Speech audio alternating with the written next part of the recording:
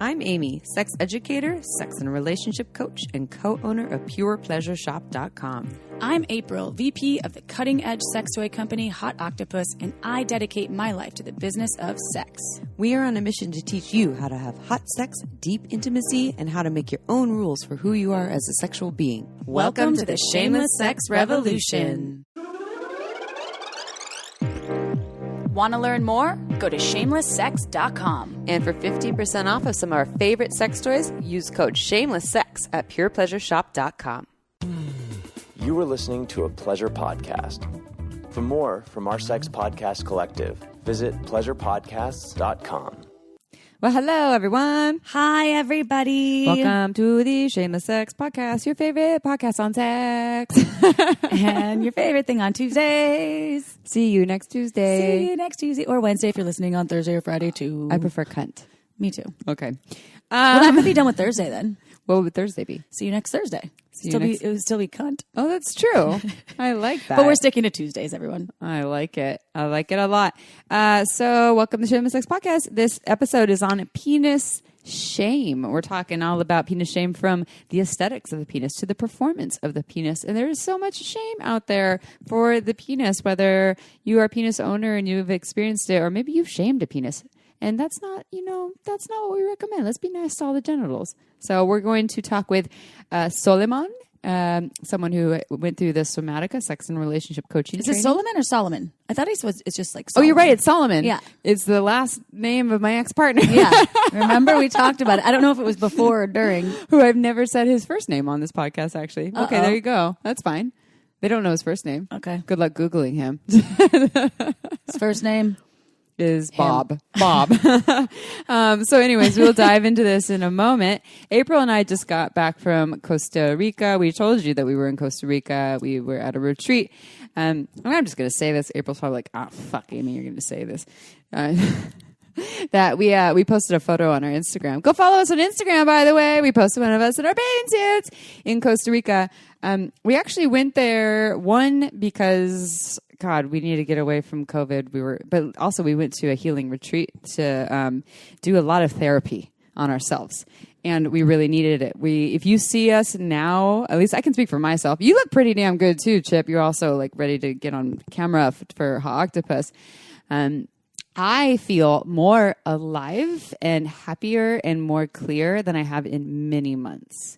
And I think a lot of it was going out and getting there in nature and doing a lot of that therapy that we did together and apart there for a week. And then we got to go to a beach for a little bit. But I essentially feel like I went there to save my own life. And there were a number of people. We posted a photo of us on our Instagram, our Shameless Sex Instagram, and there were 3 or 4 different people that were like, "How dare you? White privilege." I understand. Yes, we are fucking privileged to be able to do that. I am fully aware of that, and I'm grateful that I have the ability to do that. And here's the thing: if I don't go and work on myself, I can't help other people. Like, I can't show up here on this microphone and try to share sex positivity with the world. You got to debit into your machine that is you. Yeah, totally. And at the same time, yes, I'm privileged, and I want to find all the ways that I can share. We also and get haven't back. traveled as much or at all, really. We used to every month, Jesus. Right? And for me, it's part of that nourishes my soul. Everything in California has been pretty much, especially where we live in Santa Cruz, has been shut. I mean, to the extent of we didn't leave our homes for days, months, months. Mm-hmm. I mean, it felt like years. And especially in the winter, it's like, oh my God. When we weren't sure if that trip was going to happen, and we had to get tested basically to even enter back into the country. So I felt more comfortable, and I'm upfront with anyone that I'm going to come in contact with that I have been in an airplane. Yeah. And I actually feel safer on an airplane these days than I do the grocery store. 100%. Yeah. Me too. There's a lot more room for error because you're touching so many things. And on the airplane that you have to wear 2 masks now, and they're very cautious. And we carried on our luggage, and I'm happy that we did it. I have 2 doctor friends who are very COVID cautious, who also have both been traveling. Yeah, well, and they're not doing it regularly, but they're like, this is my fucking sanity. Yeah. Because they need to help people. And so they need to be able to, and they are privileged. And so I don't want to discredit that we have this, but I guess, here's the thing is like, do I just let myself kind of fade away here? And yes, I could do therapy here, but that type of therapy that we did there, it's not available here. It's just not available here right now. So, and it was nourishing, and it was a health and wellness kind of experience. So it wasn't an all-inclusive, get wasted and drunk on the floor until you throw up kind of retreat. We can do that at your house. We can do that at my house. It was a nourish your body and your soul, meditate and check in and journal and meditation. Yeah.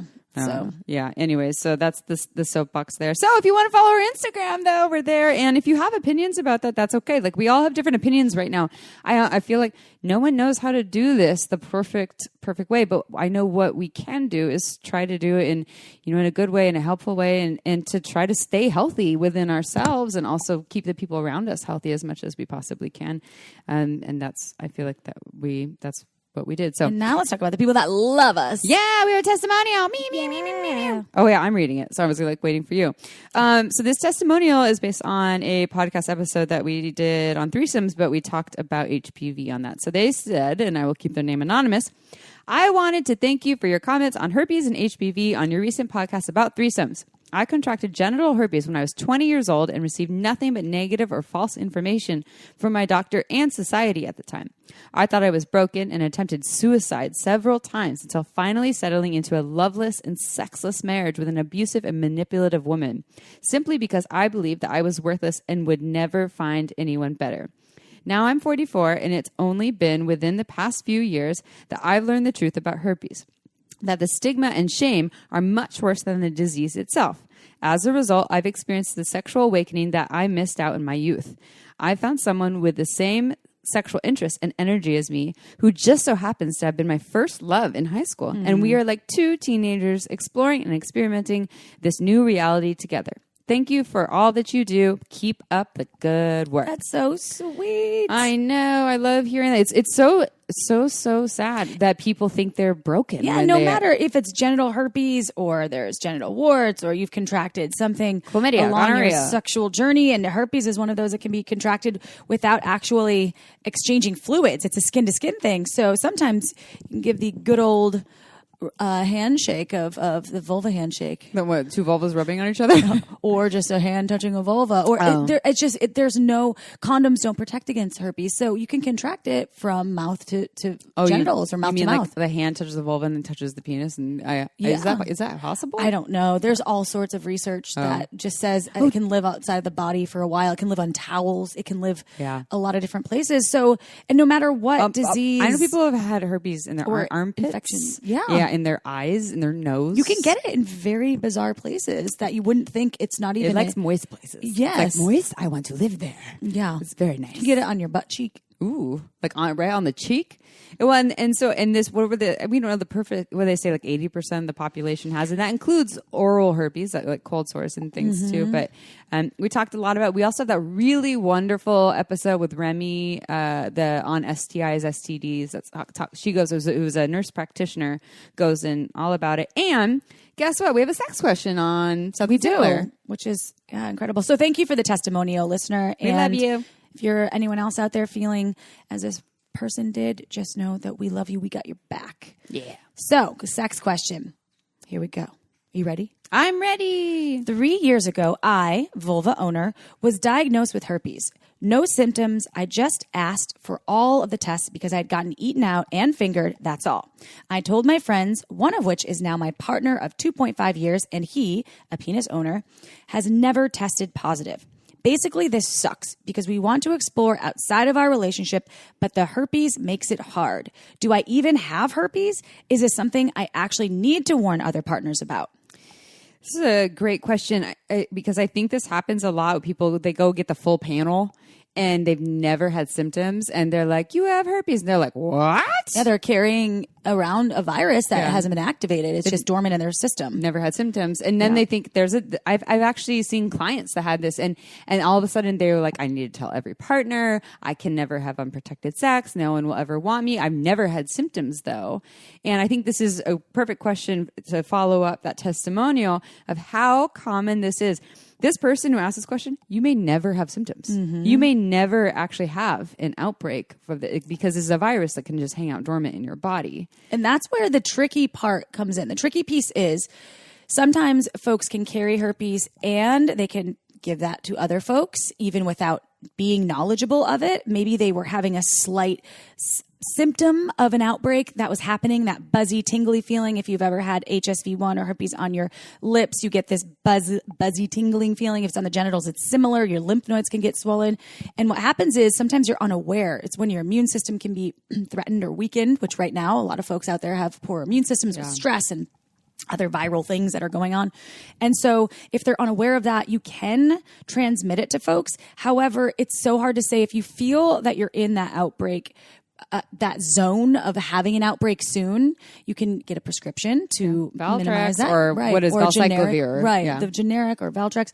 And that can help minimize it. And you shouldn't have contact with other people in that time period if you don't want to expose them. And also, I guess the best thing to say is if you test negative for it, which I believe you said... They tested positive. They said they tested positive. They've never had any symptoms. But their partner would never test positive. Yeah. Right. Yeah, so it just comes down to... historically, if you're conscious about knowing what the symptoms are and you minimize it with arginine... less arginine, more arginine. lysine, and you can Google it to see what that is. I keep a list of my phone because I have oral herpes on my face hole. My face hole that I got 18 making out with someone who said they had a sun blister when I lived in Hawaii. Classic. It was not a sun blister, everyone. I got really sick, and within 3 days, I had a huge cold sore on my lip, and you can get fevers. It's pretty. I gnarly. was super sick. I had canker sores all in my mouth, down my throat. It felt like swallowing glass. And the doctors in Maui at that time, I can say didn't really help that much, but they did give me some Valtrex, but it's too late. So here's the thing. When you take that, you need to catch it early. You don't do it when it's like full outbreak. The thing is raging. I mean, you can still do it, but you want to catch it earlier. And that's not what this person is asking. But I totally feel for this person that you've been told you have something really scary. And here's what I would say for you. Because you're saying, do I even have it? Do I need to warn partners? What I would do for future partners, I would say, hey, I tested positive for this thing. It's really common, like 80% of the population has it. I've never had symptoms. I feel really healthy right now. So I personally am not worried about it, but I want to respect you and what you need. So how do you want to go about this, right? And I can tell you for myself, I don't have genital herpes. I've had 2 partners that have had genital herpes who told me before we were intimate that they have genital herpes. And they were both very skilled in speaking to it. Here's the last time I had an outbreak. Here's what it felt like to have an outbreak. Here's how I take care of my body. Or one of them was like, I'm feeling really off right now, so maybe we shouldn't have unprotected sex because I'm not having an outbreak, but because I'm not feeling that healthy, I might soon. So just so you know, this is not a death sentence, and I likely most of the people that you're going to share this with probably will still want to have sex with you. And you're right. You are supposed to notify your doctor if you know that you've been exposed to herpes. So if you're a person that is hooking up with someone and they tell you about their exposure to herpes and they believe it's dormant, they believe you're not going to be exposed. If you do get a screening afterward, it is good to tell your doctor you've been exposed to that. It's basically, you just have to be mindful of if you're the carrier of having the symptoms. And I think it's something, I'm looking at the stats right here. It's if you're a sexually active human, your chances of exposure are extremely high. And it's saying that there's only 15% of people that carry the disease or the infection or what, I think it's a virus. The normal state of humanity. That won't be able to transmit it, but skin to skin contact. So one of those things, if you're a sexually active adult that's had more than one partner, you likely have been exposed to herpes. So, well, and what I'll say also as someone who has, I like the virus I have on my good old lips, but all these people are like, oh, I really want to make out with her now. No. It's a gnarly one. It actually was in the middle of my lip, and then it started to grow on my chin when it would come. But it was better that way because it looked like poison oak instead of herpes. But just so you all know, I got really good at managing it. And when I could, like April said, the tingling, you start taking Valtrex, go on a high lysine diet. And I never gave it to any partners that we know of. Maybe if they got tested, they had it, but they never had any symptoms. So again, not a death sentence. Yeah. And I think HSV1, which is commonly the mouth version, the oral version, is 80+% of adults. Super and then common. Genitals, which usually is HSV2. However, I have HSV1 on my genitals because I received that from someone's mouth. A gift that keeps on giving. Oh my when God, I was we both 17. got gifts. I got mine at 18. Yeah. High five. So I've never had any oral herpes, but I have HSV1 genitally, and that is not rare by any means because only 25% of folks adults, they say, have HSV2. And this is coming direct from Harvard.edu. Yeah. Well, this is Harvard's. Harvard still doesn't know Since everything. 2019. They don't, but this is 2019 stats. It says if you have more than one partner that you've been with for longer than 20 years, basically, if you have multiple partners, you've been exposed. You've to probably been herpes. exposed. So there you go. So you're not alone out there.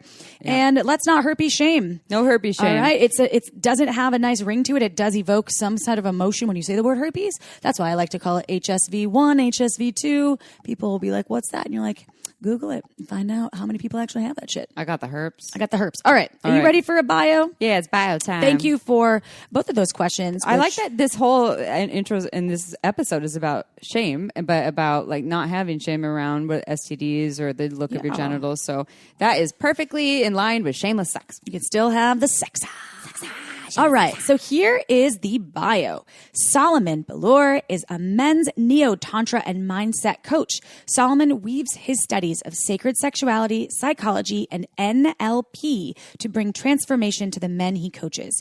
He helps men bring back purpose and possibility into their lives so that they can live the life of their dreams. To learn more, visit ecstaticfreedom.com, ECSTATIC freedom.com. But first, you know we're all about seeking pleasure in all areas of your life, from the bedroom to the belly. So why not nourish your body with Sakara? You get nutritious dishes that nourish you without ever sacrificing taste. Sakara is a nutrition company that focuses on overall wellness, starting with what you eat. And their chef-crafted, organic, ready-to-eat meals are made with powerful, plant-based ingredients and are designed to boost your energy, improve your digestion, and get your skin glowing. And they have a new menu every single week, so you'll never get bored. Ooh, along with delicious plant-rich meals, Sakara also offers daily wellness essentials like supplements and herbal teas to support your nutrition. Experience the transformative power of plants with their best-selling Metabolism Super Powder. Made with organic raw cacao, it works to boost energy, eliminate bloating, minimize sugar cravings, and reduce fatigue. And right now, Sakara is offering our listeners 20% off their first order when they go to sakara.com/shameless or enter code shameless at checkout. That's Sakara, SAKARA.com/shameless to get 20% off of your first order. Sakara.com/shameless. Stop thinking about it. Go get it now. And it's interview time. All right, everyone, it is interview time. We are here with Soleiman talking about penis shame. And, you know, let's actually put in positive. Penises, penis beauty, penis stigma. Penises are glorious cocks. I think that there is a lot of shame just about bits in general, but we're here to uncover some of the myths, the misconceptions, the ideas about size and shape and look and color and texture.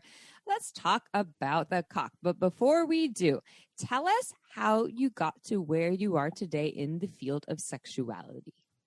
Sure. Well, thanks for having me. Excited to be on. How did I get here? Well, my journey was about 17 years ago. I started to take personal growth workshops. And they were all about the head and the heart, or head and emotion. And so I did that for 3 years, and I was like, what about sex? I want to learn about sex. So I found a Tantra practitioner and pretty much asked her, just didn't stop asking her questions. It was actually Tantra massage. And I didn't stop asking her questions. And she finally just gave me a whole bunch of teachers. And for the next 17 years, I've been studying Neo-Tantra and discovering for myself about my own sort of sexual orientation. I love women, been with women, and then just always curious about men. And so wanting to sort of discover myself in all the different realms of sexuality.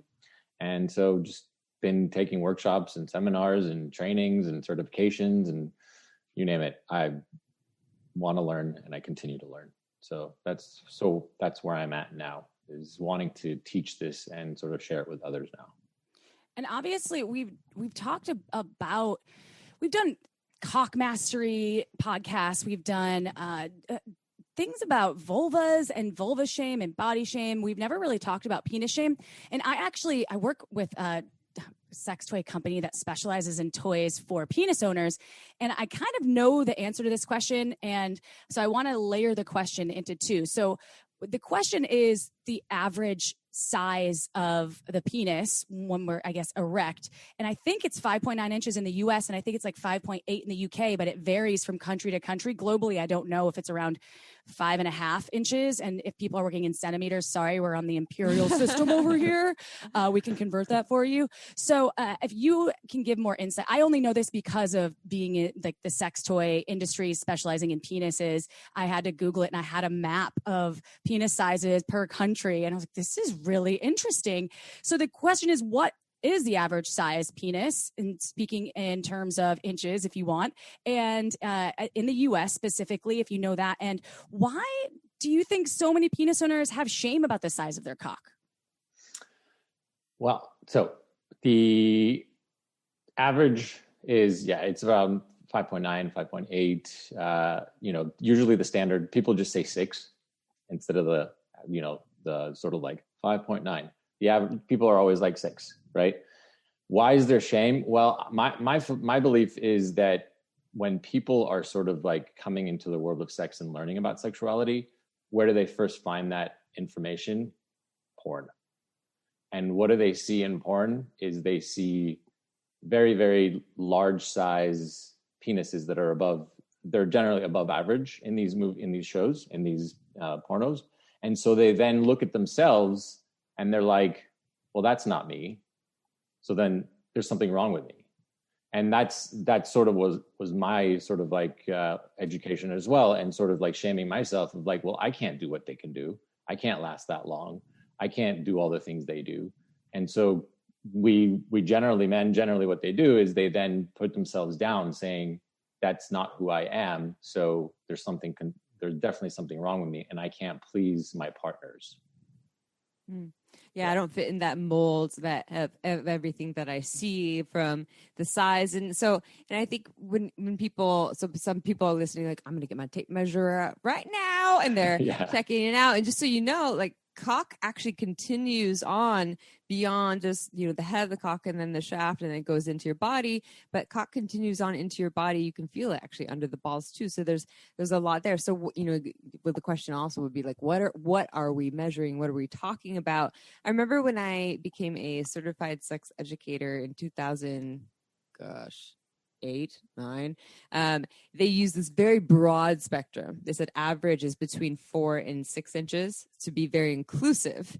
So the lower end of the spectrum is the 4 inches hard and the upper end of the spectrum is 6 inches. And again, speaking in the US, but it's different everywhere. And we're talking about length here, and we're going to talk more about this too. We're going to talk about, the girth and size and veins and things. But let's talk more about the shame that people have. So veins, color, foreskin, and lack thereof. Why do people have shame about these things? Why do they think that there's something wrong with their cock? They don't want someone to look at it or be close to it. What do you think that's all about? Well, it's either what they've seen and what they think is normal, quote unquote normal. That's one. The other thing is possibly, and some of the men that I've worked with, is when they were younger, or maybe their first sort of iteration with a partner, the partner all of a sudden saw their penis and they went, like they got like, oh my God, what is that? Like, what is that little thing over there? Right. Thing. Right. Yeah. Whatever it is. And, or what is that sort of vein on the side, or why is that color like that, or whatever it was, they made a comment. And so that person now sort of has this idea about that little sort of birthmark on the side, or the little vein that's coming, that side vein that's coming out, or it's a little curve that now they're like, oh shit, this one person got scared or had an idea about what it needs to look like. And now I'm starting to project that idea for the rest of my life. And to all the fellas out there, your penis is perfect the way it is. Yeah. You're perfect the way you are. Or as Brene Brown says, perfectly imperfect. Imperfect. So what do you say? That's just like a fingerprint, right? We're all different. All different. Every person's genitals is like a fingerprint. So be proud of it. Paint it, put it on a canvas, put it up on your wall and be like, that's mine. That's me. Because no matter what it looks like, no one else looks like you. And I think that's really cool. You may be different, but at least you're not the same. Okay. We're not robots. Nope. That's a new hashtag for you. Goodness. Thank goodness. So when it comes to tools for overcoming shame and embarrassment about penis size, what are some things that folks that do genuinely feel shame? They don't want to remove their clothing. They don't want people to see their bits. What can they do? Yeah, totally. One of the exercises that I do with the men or penis owners is mirror work is a big one. The other one that I really, really enjoy having them do is I have them stand up in front of a group of men, generally, probably around 10 guys. And they stand up and each person goes up. And the first thing they talk about is their sort of mind having a conversation with their body. Like, what is how do they feel about the body? What are their experiences? Then the body talks to them, expressing their body. Like, what does the body want to express? What do they want? What does the body want the mind to know? And then the third, which is the most powerful for every single one of these penis owners, is the penis actually talks. You actually allow the penis to speak through what is it that it's sort of holding back? What has it been struggling with? What are the things that it wants from you? And without fail, every single man either has a tear, a scream, and anger, some emotion that comes out of that penis that is like, you're not hearing me, or I want you to pay more attention to me, or stop having unprotected sex, or stop just playing around. Like, really, there's so many different things that come out of this conversation when they allow themselves to speak through it. And the best part is that they realize that this part of their body is actually wanting them. It wants a connection.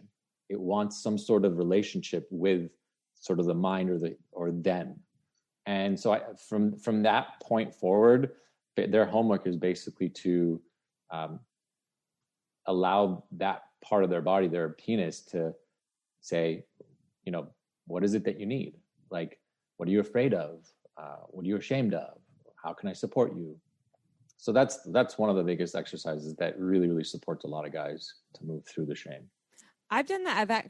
I've had conversations with my pussy before. Yeah. And I've been like, hey girl, I know I've been ignoring you lately, maybe for the past couple years. I'm sorry about those skinny jeans I stuff you in. Oh yeah. I'm sorry about all the tampons I've been stuffing up in you. Yeah. Or about all the times when you've been saying, yeah, this doesn't really feel that great, or I'm not really loving myself, and I just bypass you. And I'm going, and I will not say, and you did somatica, so you know this, so we can't say never, right? I'll never hurt you ever again. We can't say that.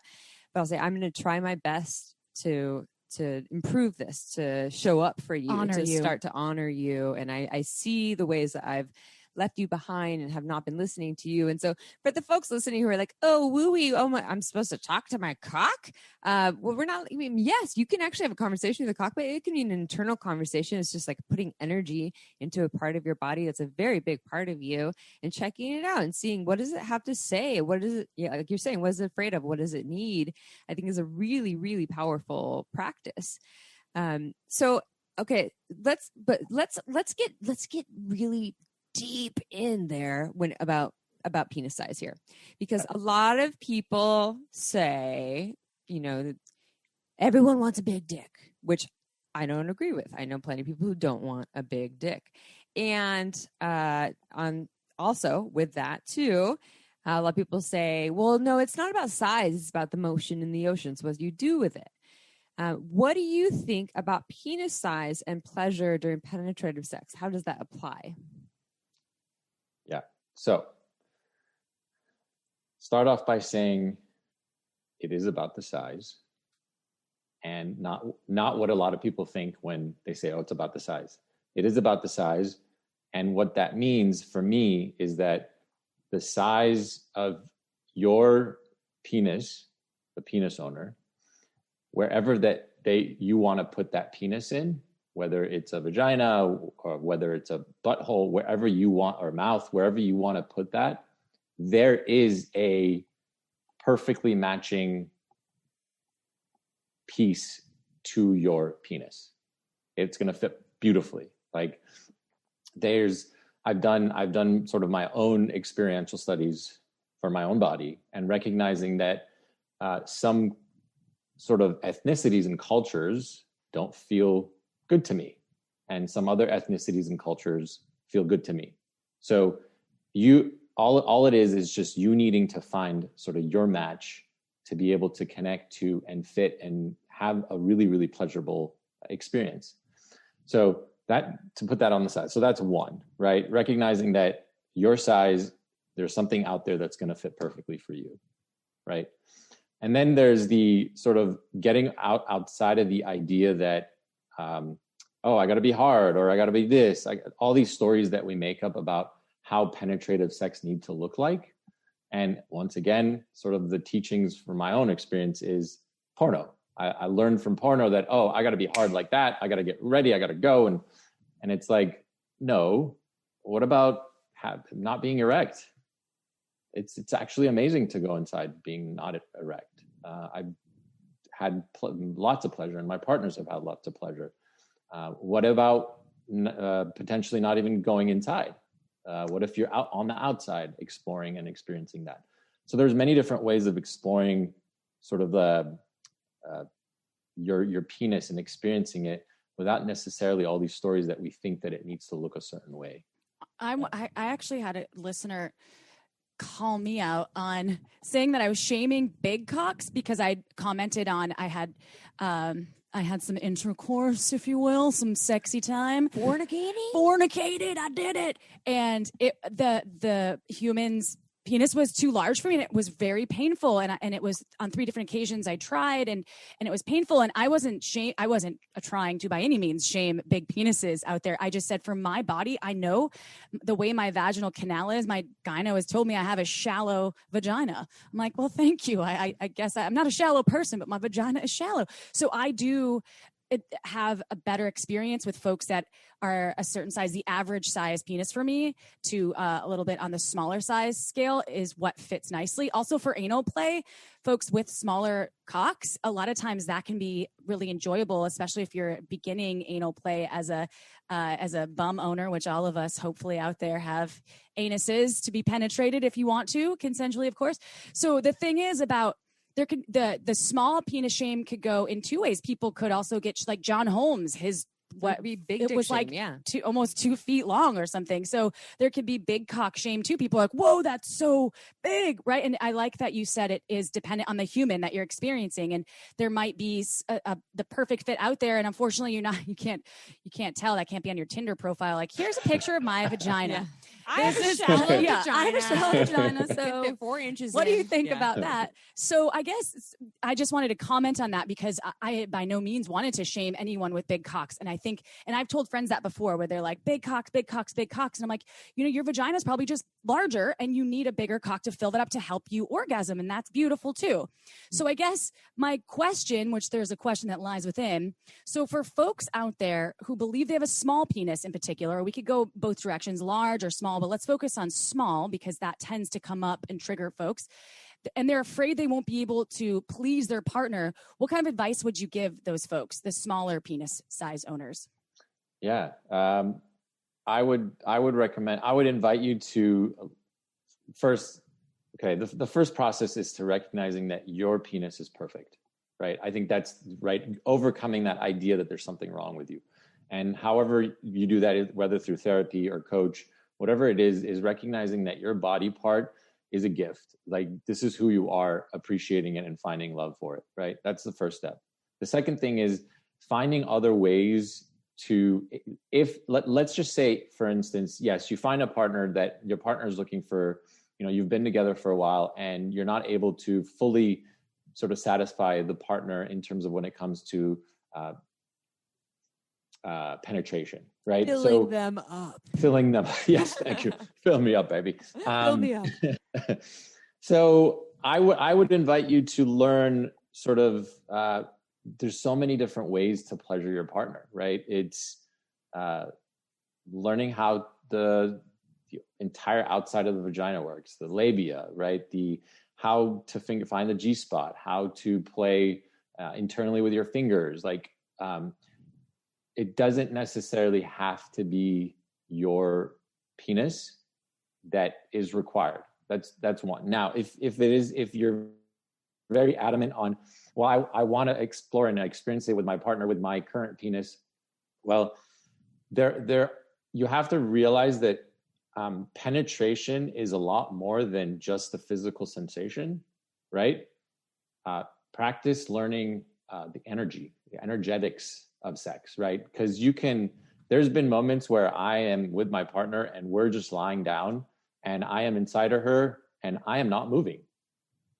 And we both have orgasms, right? So just realize that there's so much out there besides this idea that we have that penetration and the physical body movement is what needs to create orgasm. And that's not true, right?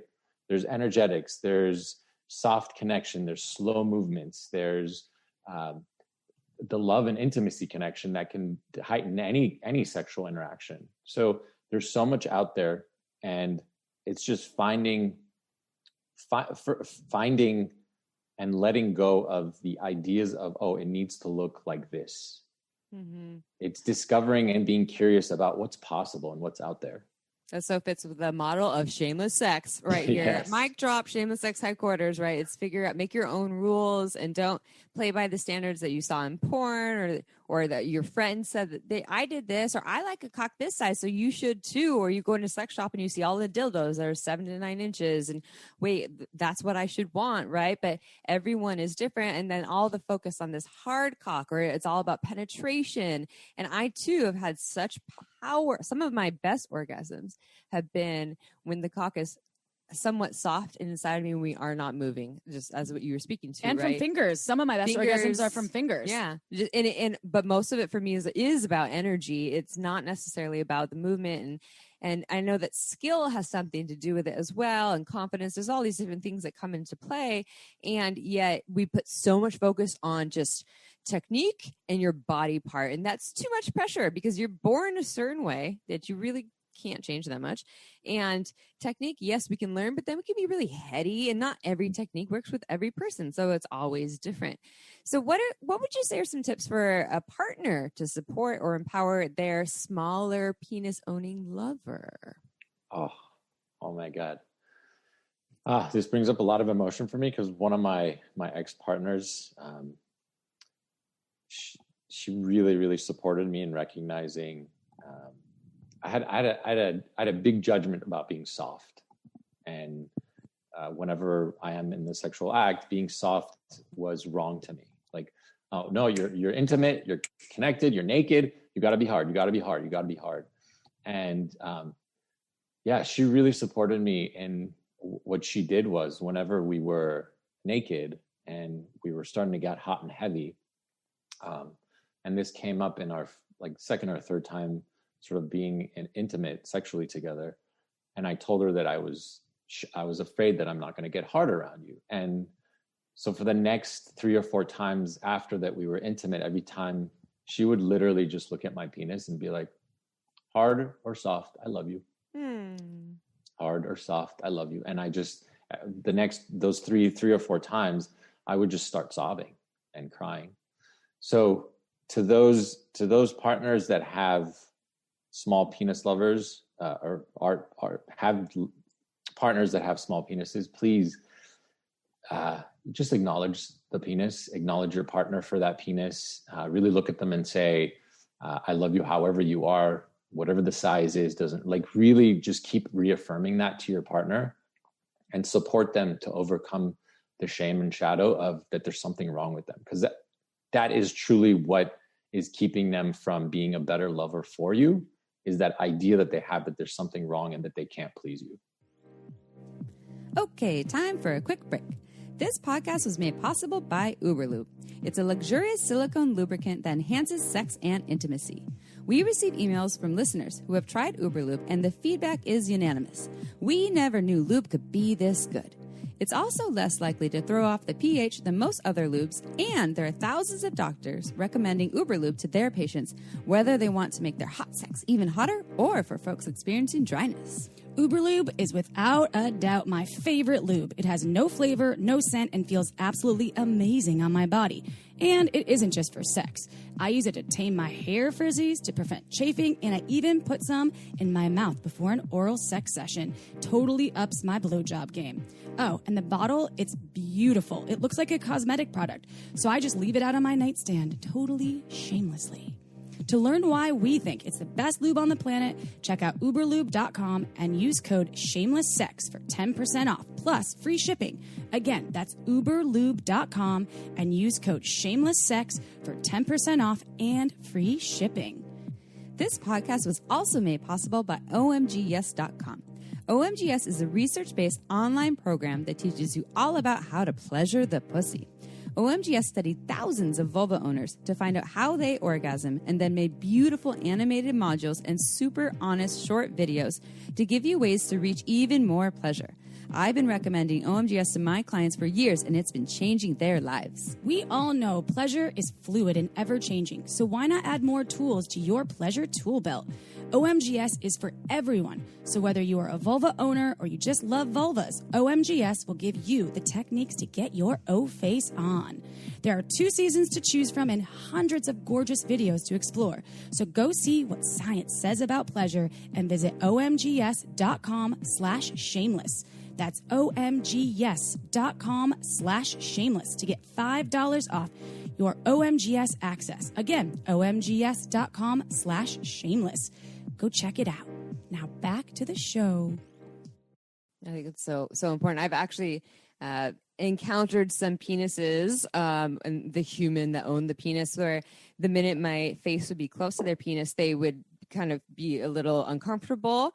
And I don't think it was about size with those particular people. It was more about some sort of shame around the look of it or the color, or you're talking about softness or hardness or all these different things. And so, and when I teach workshops, I like to, one of the things I like to do, especially, speaking to going down on a vulva, the minute you put your face close to the genitals, a vulva, a cock, whatever, saying, oh my God, your vulva is so beautiful, or like your pussy is so beautiful, or I love your cock is so gorgeous, or whatever you can say. There's some affirmations. Yeah, and not only when it's hard too, because I think when it's soft will be really helpful as well. And I think we can also apply this to ejaculation as well.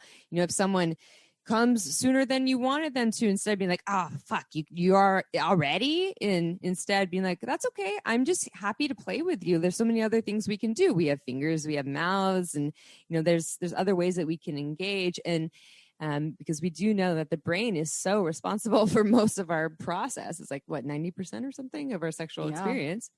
It's our biggest sex organ. Yeah, it's a big one.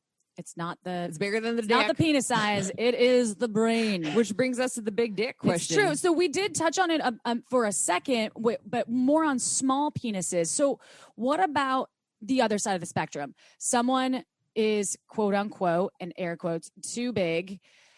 Do they experience shame? Obviously, I believe yes. But what's your experience with this, and what kind of tips do you have for those folks? Yeah, I have heard a few men or penis owners that have large penises say they have received some it's different, right? It's a different side, right? They haven't received the same sort of judgments or shame. They've received the how it hurts, or it's too much, or can you slow, like not too far, don't push too much, don't go too far.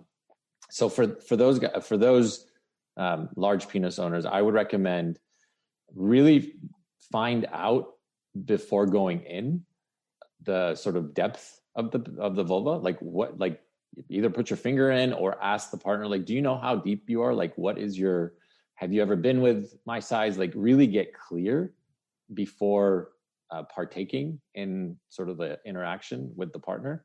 And I would invite you to also sort of, just for your own sake, just recognize that, yeah, you are larger than average.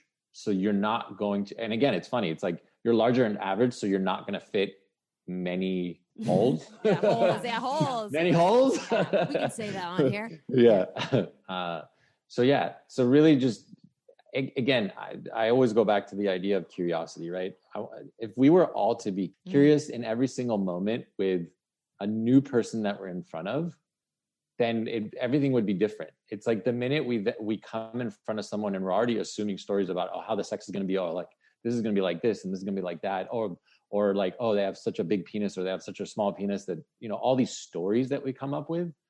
Instead, like really coming in front of someone and being, hi, who are you? What is your story? Like really coming from a present moment experience of, I'm curious to see what's going to unfold in this moment. I think that in and of itself will change every single connection that you have with people that you come into contact with.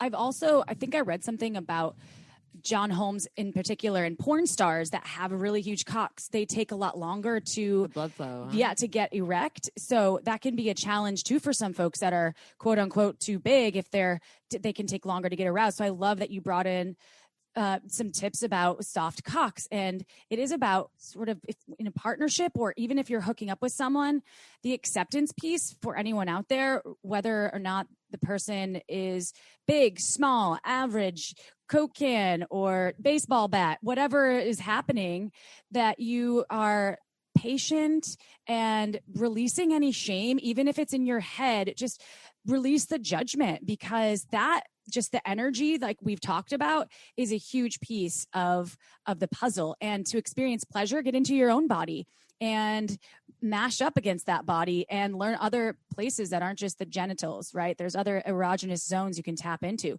Check out the balls, check out the butt, check out what does a prostate do for you? There's so much going on. There's so many things. And I think also, speaking, so if you're like, okay, so say I'm someone that identifies as, I have a small cock. So you find someone else that, so if you're sleeping with vulva owners, find someone who has a smaller vulva or a smaller vagina, like April right here. Or if you're someone who has a bigger cock and you're sleeping with vulva people, someone who has a longer, wider vaginal canal, right? So for some reason, that's not a part of the conversation. It's really that people are just like, we're moving beyond that, or that's not really what we talk about. And I don't know if we're trying to be too nice or something. And that's not even a mean thing to say, by the way. We're just talking about alignment, just as we're talking about alignment in relationship in the way we communicate or our interests or things like that. And and it's different for everyone, because not everyone cares about having a penis perfectly filling up their ass or their pussy or whatever orifice they're using it in, right? So it's different strokes for different folks. And that pun was intended, by the way. And we can all figure out what works best for us. But I we guess need a Joe Rogan like. Yeah, where's our editor? Jamie. Is this person Jamie? Yeah. Jamie, give me a seltzer. Oh, okay. I don't know. Give me a whiskey. Look, LaCroix.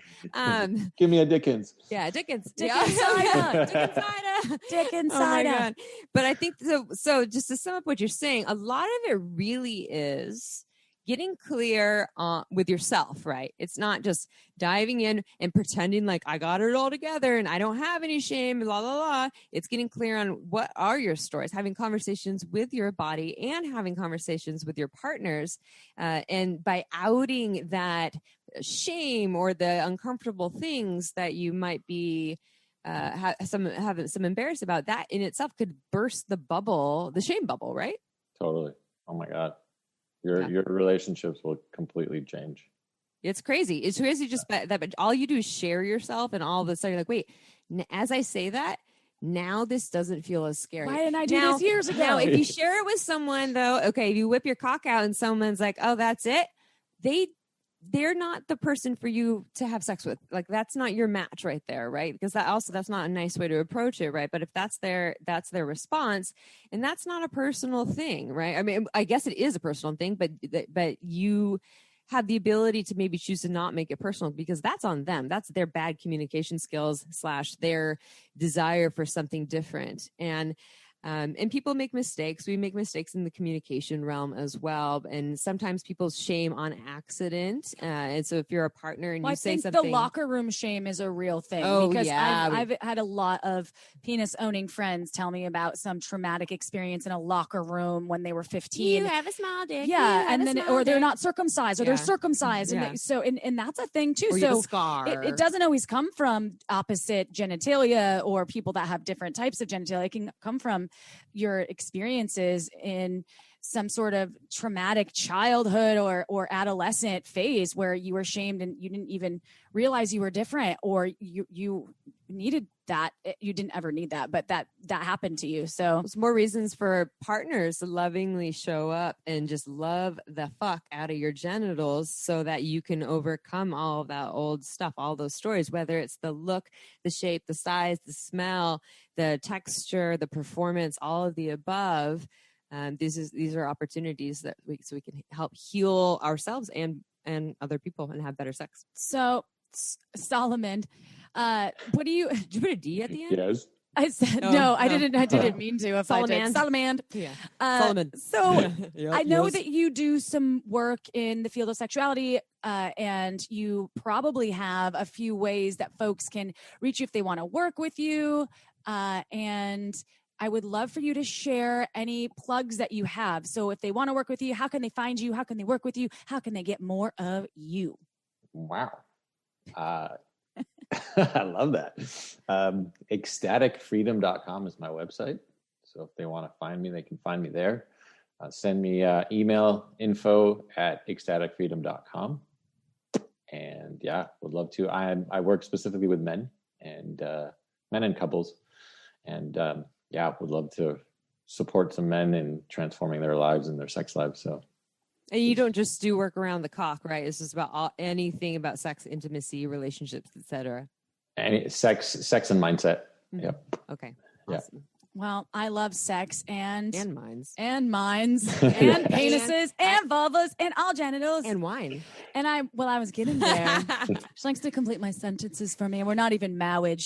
I was trying to complete your sentence, but you were. Oh, yeah. That's why I threw in a different one. Well, thank you. I wanted to just first of all say thank you to you, Soleiman, for sharing all of your wisdom, and hopefully this will help folks out there either be more supportive in their relationships with their penis owner, or in the future be really supportive. And if you are having any shame, hopefully there can be some work around that and you can release that shame. So thank you for that. And thank you for the beautiful wine that is made in this world. I want to say thank you. And Amy and I, as you probably know, if you've been listening to Shameless Sex at all, you know how much we love Margins wine. Why? Because it's women owned, women made.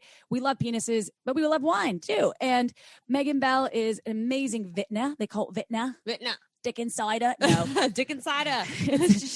What's her next batch of Dick Insider? That's not really a thing. It's a joke that Amy and I have been playing in on. Maybe we'll post something about it. I love drinking the Dick Insider. The Margins wine is so special because she takes underrepresented varietals of grapes, so ones that you probably haven't heard of that aren't as common, and she takes them from underrepresented regions near Santa Cruz where we live, and she only has 2 releases a year, y'all. So if you haven't tried Margins wine and you are new to wine, or you are an experienced wino like Amy and I, go check out marginswine.com. If you buy 3 or more bottles and use the code ShamelessSex10, you'll save 10%, which is a good deal. And if you buy 6 or more bottles and use ShamelessSex15 as the code, you'll save 15%. All of that info is on our website.